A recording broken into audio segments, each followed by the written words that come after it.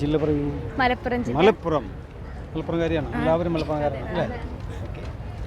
എത്രാമത്തെ പ്രാവശ്യം കലോത്സവത്തിൽ? അല്ല, ചേച്ചിമാർ രണ്ടാമത്തെ പ്രാവശ്യം. അല്ലേ? ആദ്യം എവിടെയായിരുന്നു ചേച്ചിമാർ? തിരുവനന്തപുരം. കഴിഞ്ഞ കൊല്ലം തിരുവനന്തപുരം. ഓക്കെ. അപ്പോൾ ഇപ്പോൾ ഇതേ കലാരൂപമല്ലാതെ ഏതൊക്കെയാണ് നിങ്ങൾ താല്പര്യമുള്ള വിഷയങ്ങൾ? ഇപ്പോൾ ഈ ഒരു പ്രസൻറ്റേഷൻ അല്ലാതെ ഏത് കലാരൂപത്തോടാണ് വേറെ താല്പര്യം? മലപ്പുലാട്ടം അങ്ങനെയൊക്കെ സ്കൂളിൽ നിന്ന് പോയിട്ടുണ്ട്. ഇഷ്ടമാണ്. ഇത് തിരഞ്ഞെടുക്കാനുള്ള പ്രത്യേക താല്പര്യം എന്താണ്? അങ്ങനെയൊന്നുമില്ല അല്ലേ? പലതിലൊന്നായിട്ട് പുതിയതായിട്ട് വന്നതല്ലേ ഇതിലടുത്തോട്ട് കലോത്സവത്തോട്ട് പല രൂപങ്ങളും വേണ്ട അല്ലേ? അപ്പോൾ മുന്നോട്ട് ഇതുമായിട്ട് മുന്നോട്ട് പോകുമ്പോൾ ഏറ്റവും കൂടുതൽ പ്രതിസന്ധി ഉണ്ടായത് ഏത് കേട്ടോ? പ്രാക്ടീസ് ഒക്കെ ചെയ്യുന്നത് ടീച്ചേഴ്സിൻ്റെ ആണെന്ന് വെച്ചാൽ അവർക്ക് ക്ലാസ് കട്ട് ചെയ്യുന്നതിനോട് താല്പര്യം ഉണ്ടാവില്ല. എന്നാൽ ഇത് എത്ര പ്രാക്ടീസ് ഇല്ലെങ്കിൽ അത്ര പെർഫെക്റ്റ് ആകില്ല. അപ്പോൾ അതിനനുസരിച്ച് പ്രാക്ടീസ് വേണം. അപ്പം അങ്ങനെ ഒരു വിഷയം വരുമ്പോൾ ടീച്ചേഴ്സിൻ്റെ ഇടയ്ക്ക് വാക്ക് തർക്കങ്ങൾ വരുന്നല്ലാണ്ട് അതാണ് ഞങ്ങൾ നേരിട്ടൊരു പ്രതിസന്ധി എന്ന് പറയുന്നത്. എന്തായിരുന്നു നിങ്ങളുടെ ഇതിൻ്റെ ഇടയിലൊരു പ്രശ്നം ഉണ്ടായില്ല? പ്രശ്നമായിട്ട് അങ്ങനെയൊന്നുമില്ല. ഇല്ല ഇല്ല. ഞാൻ പിന്നെ ഫസ്റ്റ് സെലക്ഷൻ്റെ ടൈമിൽ ഞാൻ ഇല്ല എന്ന് പറഞ്ഞിട്ട് ഇറങ്ങി ഓടിയതാ. ഒന്നുമില്ല, മടിയായിട്ട്. ഞാൻ നോക്കിയപ്പോൾ ഫുള്ള് പെണ്ണുങ്ങൾ. അപ്പം ഞാൻ ഇറങ്ങി ഓടി. അതിൽ പിന്നെ രണ്ടാം നിലയിൽ നിന്ന് സാറ് പിടിച്ചോണ്ടെന്നാണ്. ഇത്രയും എത്തുന്ന ഒരിക്കലും പ്രതീക്ഷിച്ചിട്ടുണ്ടായിരുന്നില്ല. കൊള്ളാം, ഇതിനോട് താല്പര്യമുള്ളതാണ്. നിങ്ങളൊക്കെ എന്താ ഇതുമായിട്ട് ബന്ധപ്പെട്ട് സപ്പോർട്ട് ചെയ്യണം അല്ലേ?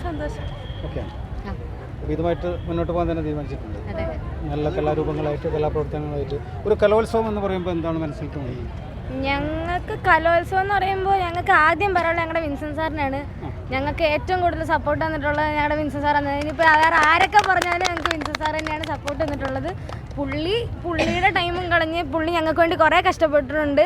അത് വേറെ ആരും ചെയ്ത് ഞാൻ കണ്ടിട്ടില്ല. അപ്പോൾ വിൻസെൻ്റ് സാറിനാണ് അതിൻ്റേതായിട്ടുള്ള ഞങ്ങളുടെ വക ക്രെഡിറ്റ് ഇത്ര എത്തിയെങ്കിലും അത് വിൻസെൻ്റ് സാറിൻ്റെ ഒരു കയ്യിലിരിപ്പും കഴിവും കൊണ്ടാണ്.